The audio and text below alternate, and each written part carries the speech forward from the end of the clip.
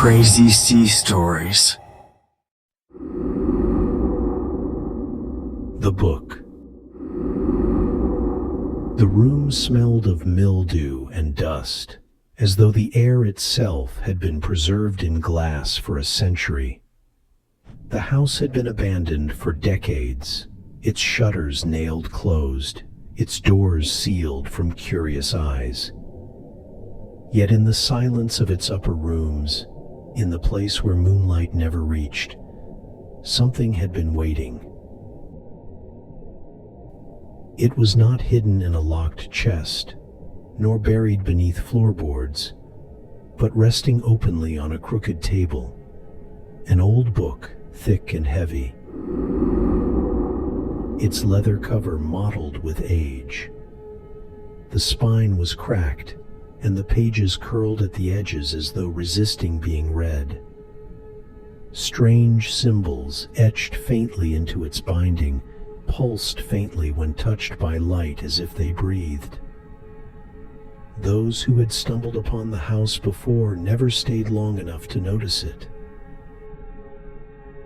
The silence, the draft that sounded like faint sighs, the feeling of being watched all, were enough to send vagrants and explorers fleeing. But the book remained, waiting for hands that would not merely touch it, but open it. And inevitably, those hands would come. The Dawson family arrived on a Sunday morning. The moving truck was already there, its tailgate yawning open, cardboard boxes stacked like monuments to a new beginning. For Sarah Dawson, the house was a chance at escape from city noise, a place where her husband David could write in peace, and where their daughter Emily could run through wide halls instead of crowded sidewalks. The house itself, though weathered, stood proud at the edge of a dense wood.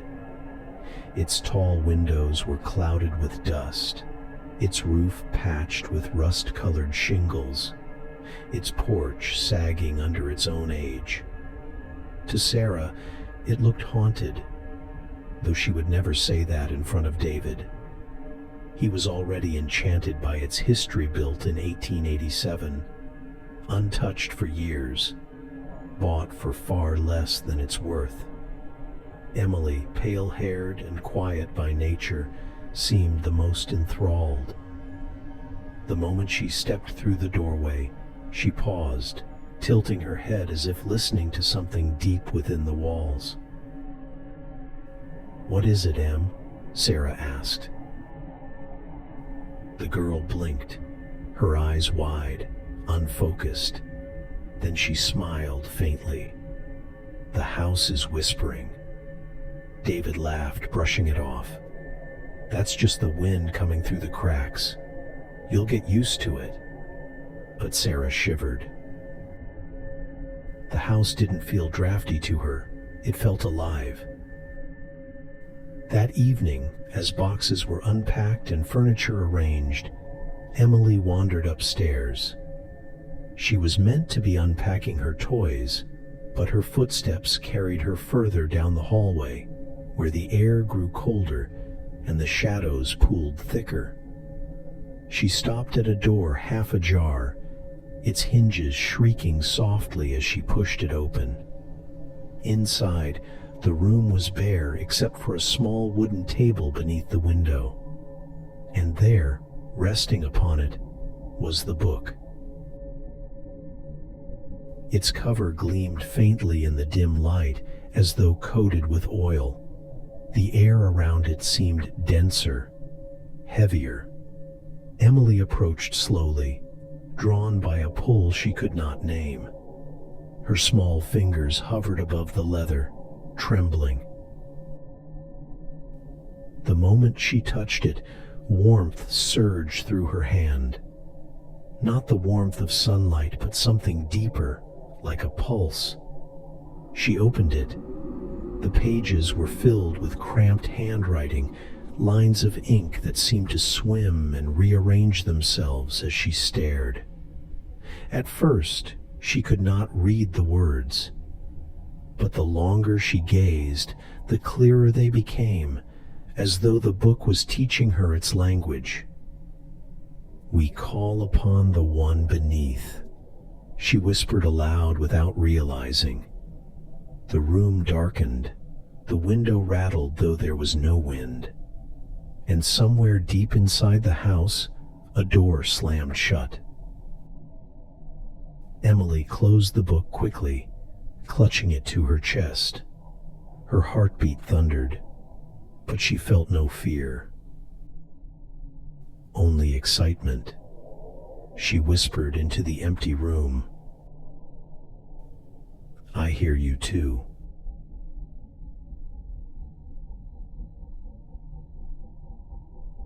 Over the next week, Sarah noticed her daughter's growing attachment to the book. Emily carried it everywhere, though she never let her mother or father glimpse inside. At night, Sarah would check on her, only to find the girl awake, the book open on her lap. Emily's lips moved silently as though in conversation. Sometimes she giggled, sometimes she nodded, eyes fixed on the curling script.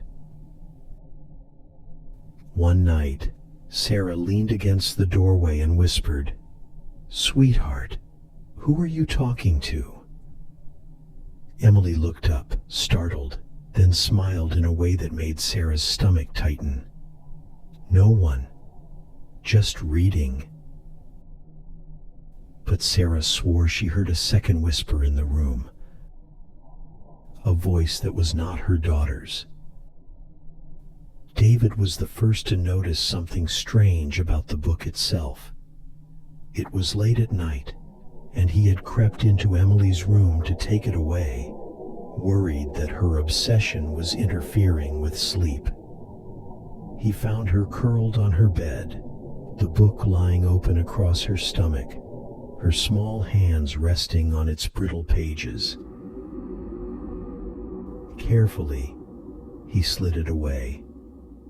She didn't stir, but as he closed it, his eyes caught the writing within. The script was cramped and elegant, black ink etched deep into the parchment. At first glance, it looked like some archaic language, but then, like a trick of the mind, it shifted. Letters rearranged themselves before his eyes, flowing together into words he recognized. David froze. He leaned closer. "Do not read me aloud. The breath of the living feeds what waits beneath." He blinked, shaken. When he looked again, the words had changed. Now the page held nothing but looping, meaningless scrawls. He snapped the book shut, chilled by the thought that he had imagined it. But he could still hear the echo of those words in his head, like something spoken aloud, directly into his ear. When he returned the book to Emily's bedside, she stirred and murmured in her sleep, "Not for you, Daddy. Mine." Sarah became aware of other changes in Emily. Her once lively daughter was quieter now, her laughter replaced by murmurs under her breath.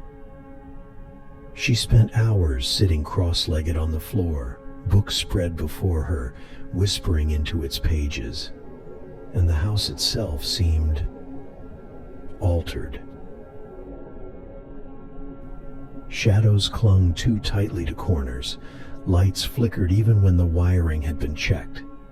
Sarah swore she saw figures moving down the hallway at night, only to vanish when she reached them.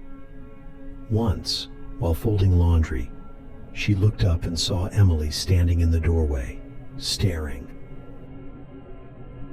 Her face was pale, her hair limp. "Em, you okay, honey?" Sarah asked softly. The girl tilted her head, but her lips didn't move. Instead, A whisper slithered into Sarah's ear, though Emily was across the room. "She doesn't belong here anymore." Sarah dropped the clothes, her heart pounding. "What did you just say?" Emily blinked innocently. "I didn't say anything, Mommy." But she smiled, as though she knew exactly what Sarah had heard.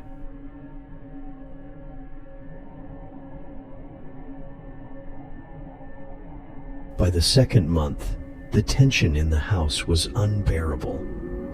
David had grown pale from sleepless nights. Sarah jumped at every sound. Emily was no longer Emily. The final straw came when Sarah found her daughter in the attic, surrounded by pages torn from the book. She had laid them out in a circle, scrawled symbols onto the wood with charcoal.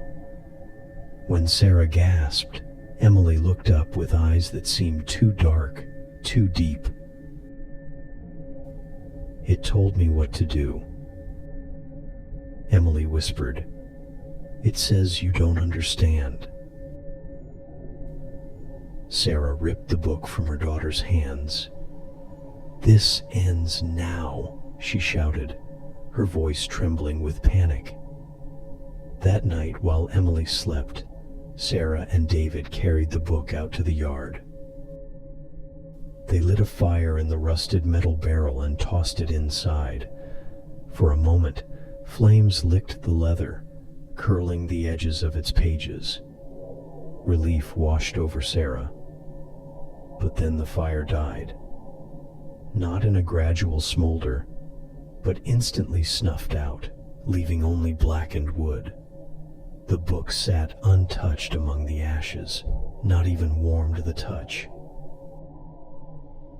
David swore violently. He grabbed it, hurled it into the forest. They both listened as it thudded against branches and vanished into the undergrowth.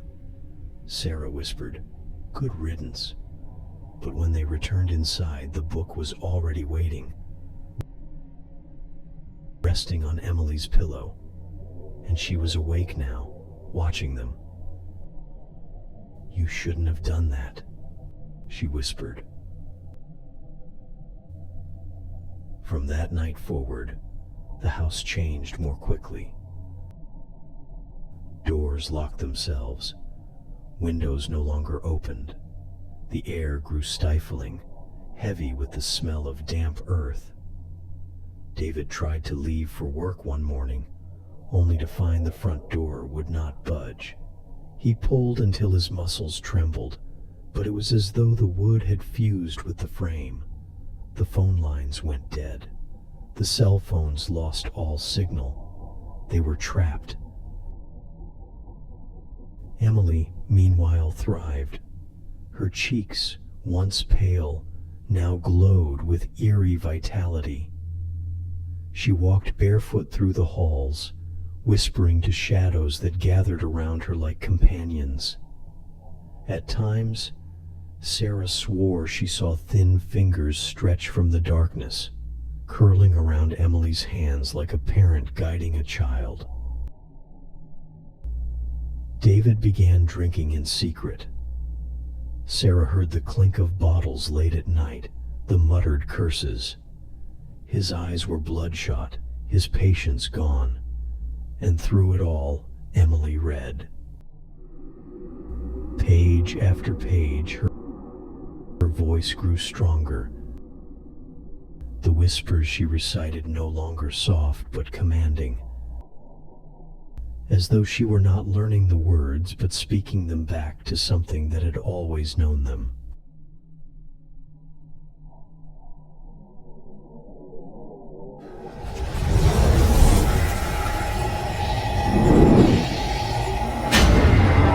Crazy Sea Stories. If you like these stories, subscribe for more. On the 12th week in the house, Sarah woke to find Emily gone. Panic surged. She ran from room to room until she heard the low hum of a voice drifting from the basement. She had not even known there was a basement. The door stood open at the end of the hall, stone steps descending into blackness. A faint glow pulsed from below. "David!" she screamed, her voice cracking.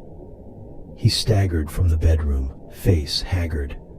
Together they descended into the dark. What they found froze them. Emily knelt in the center of the basement floor, the book open before her, its pages glowing faintly.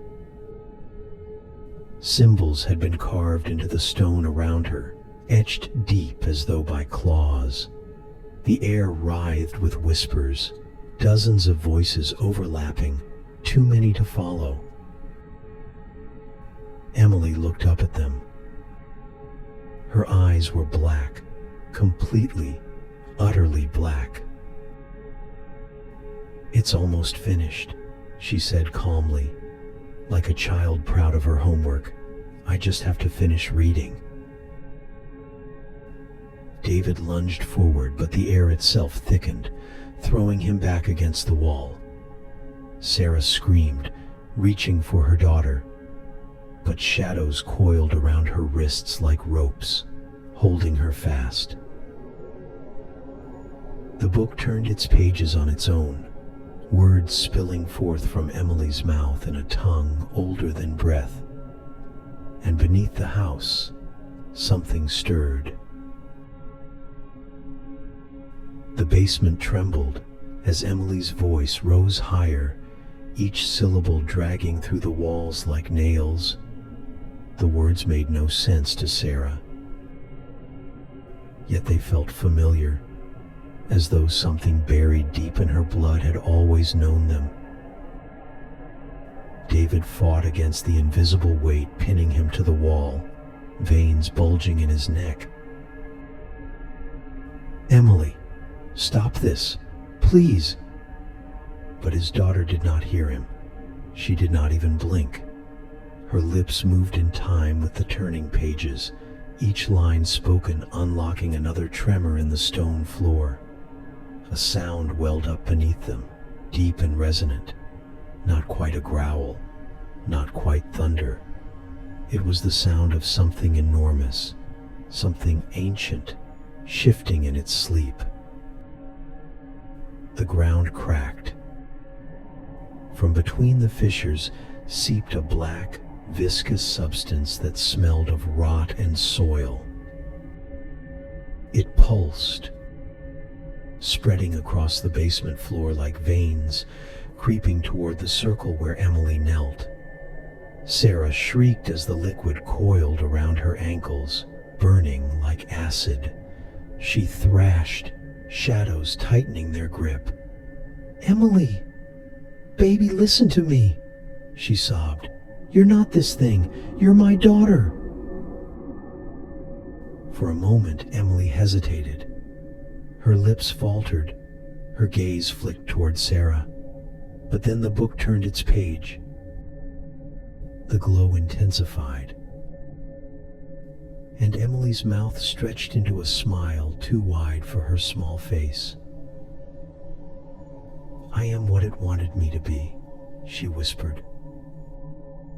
The floor buckled. The circle of carved symbols ignited with light, casting the basement in a red glow. From the cracks, something began to emerge, not a creature of flesh and bone, but a form built of shadow and mass, writhing like smoke given weight. Its size was impossible to measure. It filled the room and yet seemed far larger, as though it were bleeding in from somewhere else. Dozens of faces surfaced within it, pale and screaming, their mouths opening and closing in silence before sinking back into the blackness. Arms stretched outward, fingers too long, grasping. Always grasping.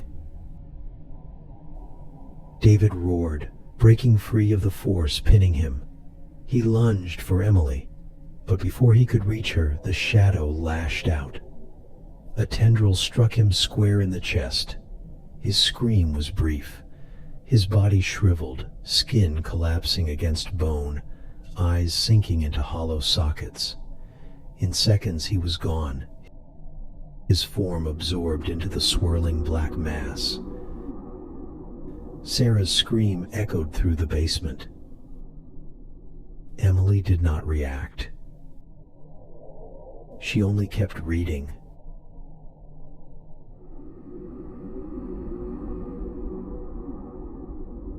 Sarah's arms ached from the shadows binding her, her throat raw from screaming. She could only watch as her daughter's voice carried the ritual to its final lines. The book's pages turned frantically now, glowing brighter with every verse. The whispers had become a cacophony, so loud Sarah's eardrums throbbed, yet still she could make out Emily's clear, unwavering recitation. At last, the pages stopped. The book lay open at its end, symbols writhing like living worms. Emily's voice rose, triumphant, and with the final word, the house collapsed inward. The walls bent as though breathing, the ceiling cracked apart, beams twisting, nails tearing free like shrieks of metal. The entire structure groaned, then sank, pulling itself down into the earth as though dragged by unseen hands. Sarah was swallowed by darkness. When Sarah awoke, she was lying on damp soil. The basement was gone. The house was gone.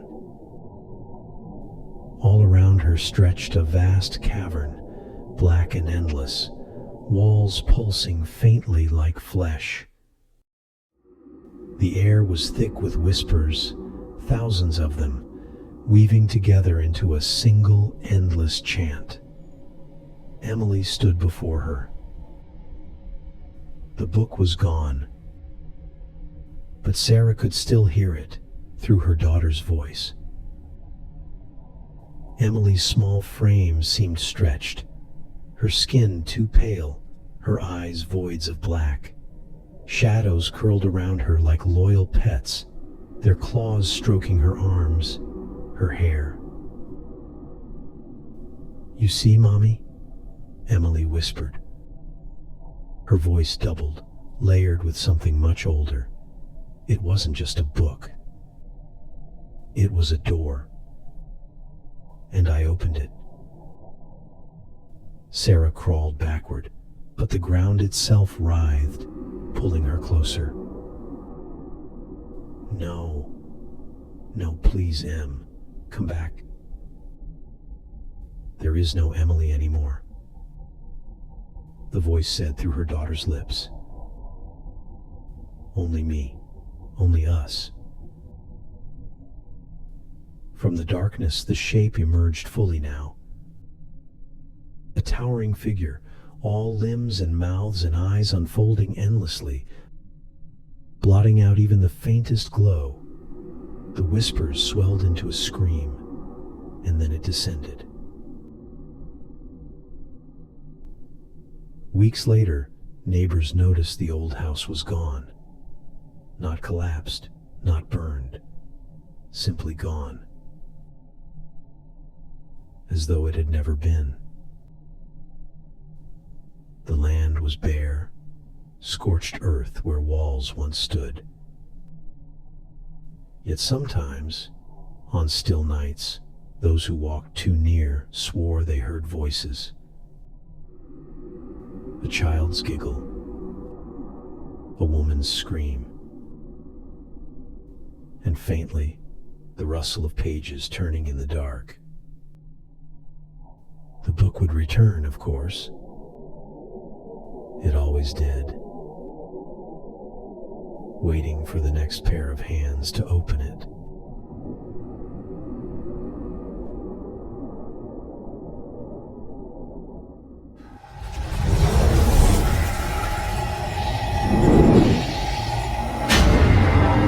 Crazy Sea Stories. If you like these stories, subscribe for more.